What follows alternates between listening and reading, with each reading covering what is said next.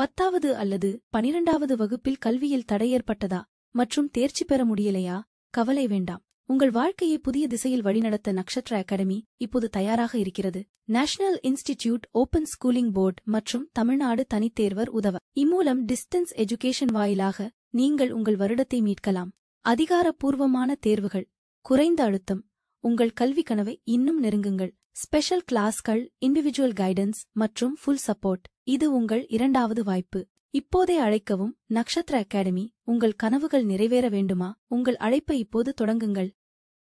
இப்போது உங்கள் குழந்தைக்கு புதிய அரங்கம். நட்சத்திரா ப்ரீ ஸ்கூலின் டே கேர் சேவையில் 1.5 வயது மற்றும் அதற்கு மேற்பட்ட குழந்தைகளுக்காக காலை 9 மணி முதல் மாலை 6 மணி வரை பாதுகாப்பான விளையாட்டு மற்றும் கற்றல் சூழலில் நேரம் செலவிடுங்கள். இது உங்கள் குழந்தைக்கான சிறந்த ஆரம்பம். இந்தியாவில் ரசிகர் கலாச்சாரம் என்பது ஒரு தனித்துவமான நிகழ்வு. அது கொண்டாட்டங்களையும் ஆரவாரங்களையும் சில சமயங்களில் எல்லை மீறிய செயல்களையும் உள்ளடக்கியது. சமீபத்தில் நடிகர் அஜித் குமார் இந்த கலாச்சாரம் குறித்து தனது ஆழ்ந்த கவலைகளை வெளிப்படுத்தியுள்ளார். அவரது வார்த்தைகள் பலரையும் சிந்திக்க தூண்டியுள்ளன. ஒரு வெற்றிகரமான பந்தய பருவத்தை முடித்த பிறகு அஜித் குமார் இந்திய ரசிகர் கலாச்சாரத்தின் இருண்ட பக்கத்தை பற்றி பேசினார். பொது சொத்துக்களுக்கு சேதம் விளைவிக்கும் கொண்டாட்டங்களை ஊக்கப்படுத்த வேண்டாம் என்று ரசிகர்களையும் ஊடகங்களையும் அவர் வலியுறுத்தினார். திரையரங்குகளில் பட்டாசு வெடிப்பது போன்ற செயல்களை அவர் கடுமையாக விமர்சித்தார். 3 தசாப்தங்களுக்கும் மேலாக திரையுலகில் இருக்கும் அஜித் குமார் பெரும் புகழ் பெறுவதன் மறுபக்கத்தை பற்றி பேசினார். சாதாரண வாழ்க்கை வாழ முடியாமல் போவது எப்படி என்பதை அவர் விளக்கினார். குடும்பத்துடன் தரமான நேரத்தை செலவிட முடியாமல் போவது அவருக்கு மிகுந்த வருத்தத்தை அளிக்கிறது. நான் பெரும்பாலான நேரம் பயணம் செய்கிறேன். என் மகனும் மகளும், அப்பா, நீங்கள் ஏன் மற்ற அப்பாக்கள் போல் பள்ளிக்கு வந்து எங்களை இறக்கிவிட முடியாது என்று அழுது கேட்கிறார்கள். இது மிகவும் கடினமாக இருக்கிறது என்று அவர் மனம் திறந்தார். சில சமயங்களில் அவர்களை பள்ளிக்கு அழைத்துச் சென்றதாகவும் அவர் குறிப்பிட்டார். 2 அல்லது 3 நாட்களுக்கு பிறகு நான் குறிப்பிட்ட நேரத்தில் பள்ளிக்கு வருவேன் என்று மக்களுக்கு தெரிந்துவிடும். சில சமயங்களில் நான் மரியாதையுடன் வெளியேறும்படி கேட்டுக்கொள்ளப்பட்டேன் என்று அவர் கூறினார். ஒரு தந்தையாக தனது கடமையை செய்ய முடியாமல் போவது அவருக்கு பெரும் வேதனையை அளிக்கிறது. ரசிகர்களின் அன்பை அவர் புரிந்து கொண்டாலும் அது சில சமயங்களில் ஆபத்தானதாக மாறுவதையும் அவர் சுட்டிக்காட்டினார். இவற்றை நாங்கள் யாரும் திட்டமிடுவதில்லை என்று நினைக்கிறேன். ரசிகர்கள் எங்களை மிகவும் நேசிக்கும் பொழுது அவர்கள் வந்து புகைப்படம் எடுக்கவும் எங்களை தொடவும் விரும்புகிறார்கள் என்றார்.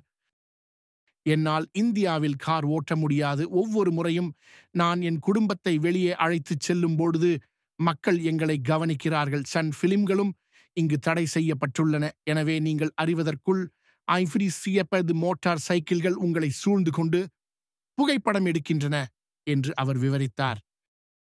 இந்த செயல்கள் தங்கள் உயிரையும் மற்ற வாகன ஓட்டிகளின் உயிரையும் ஆபத்தில் ஆழ்த்துவதாக அவர் கவலை தெரிவித்தார்.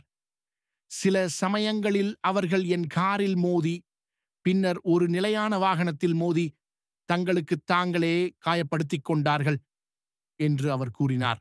இது ஒரு தீவிரமான பாதுகாப்பு பிரச்சனையாகும். சிலர் என் காருக்கு முன்னால் தங்கள் வாகனங்களை நிறுத்தி நான் ஜன்னலை இறக்க வேண்டும் அல்லது காரில் இருந்து இறங்கி புகைப்படம் எடுக்க வேண்டும் என்று துணிச்சலுடன் கேட்டார்கள் என்று அவர் அதிர்ச்சியுடன் தெரிவித்தார். என் பின்னால் யாராவது மருத்துவமனைக்கு செல்ல காத்திருக்கலாம் அல்லது தங்கள் அன்புக்குரியவர்களை பள்ளியில் இறக்கிவிட காத்திருக்கலாம் என்பதை அவர்கள் உணர்வதில்லை. ஒருமுறை ஒரு ரசிகர் தனது கையை வெட்டிய ஒரு துரதிர்ஷ்டவசமான சம்பவத்தையும் அவர் பகிர்ந்து கொண்டார். அவர்கள் ரசிகர் அது என்று கூறுகிறார்கள், ஆனால் யாருக்கு தெரியும், அவர்கள் உங்களை காயப்படுத்த விரும்பலாம். என் கையிலே தழும்புகள் உள்ளன, நான் ஒரு பிளேட்டால் வெட்டப்பட்டேன் என்று அவர் வெளிப்படையாக கூறினார். இது புகழின் இருண்ட பக்கத்தை வெளிச்சம் போட்டு காட்டுகிறது. ஊடகங்களின் நேர்மறையான அம்சங்களையும் நடிகர்களுக்கு கிடைக்கும் கவனத்தையும் அவர் ஒப்புக்கொண்டார். ஆனால் கொண்டாட்டத்தின் பெயரால் பொது சொத்துக்களுக்கு சேதம் விளைவிப்பதை தவிர்க்க வேண்டும் என்று அவர் வலியுறுத்தினார். இன்று எனக்கு ஒரு நல்ல வாழ்க்கை கிடைத்திருக்கிறது என்றால் அது ரசிகர்களால் தான் என்று அவர் நன்றியுடன் குறிப்பிட்டார். நமக்கு கிடைக்கும் அனைத்து கவனத்தையும் நாங்கள் விரும்புகிறோம், ஆனால் அது கண்காணிப்புடன் வர வேண்டும் என்று நான் நினைக்கிறேன் என்றார். திரையரங்கு உரிமையாளர்கள் தங்கள் திரையரங்குகளை மேம்படுத்த இவ்வளவு பணம் செலவழிக்கிறார்கள். ஆனால் ரசிகர்கள் பட்டாசுகள் வெடித்து இருக்கைகளை சேதப்படுத்தி திரைகளை கிழிப்பது வருந்தத்தக்கது. முன்பு அவர்கள் திரையரங்கு ஊழியர்களை திரைப்படத்தை நிறுத்தச் சொல்லி ஒரு பாடல் அல்லது சண்டை காட்சியை மீண்டும் இயக்க வேண்டும் என்று கோருவார்கள்.